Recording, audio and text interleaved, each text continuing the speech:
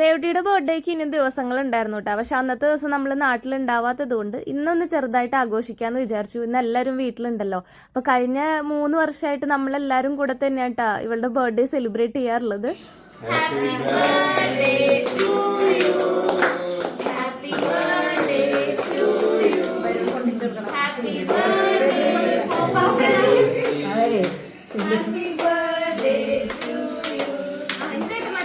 കുട്ടിയുടെ പിറന്നാൾ ഞാൻ വരുന്നതിന് മുന്നായിരുന്നു കേട്ടോ. എൻ്റെ വീട്ടിൽ പിന്നെ ജനിച്ച നാളാണ് നോക്കുക. അപ്പം അതുകൊണ്ട് അച്ഛനും അമ്മയും അന്നത്തെ ദിവസം കേക്കൊക്കെ മേടിച്ച് സദ്യയൊക്കെ ഉണ്ടാക്കി കൊടുത്ത് അമ്പലത്തിലൊക്കെ പോയി ചെറിയ രീതിക്കൊന്ന് ആഘോഷിച്ചിട്ടുണ്ടായിരുന്നു കേട്ടോ. ഇത് അവളുടെ 2ാമത്തെ കേക്ക് കട്ടിങ് ആണ്. ഇനി 3ാമത്തെ വരുന്നുണ്ട് ഡേറ്റിൻ്റെ അന്ന്.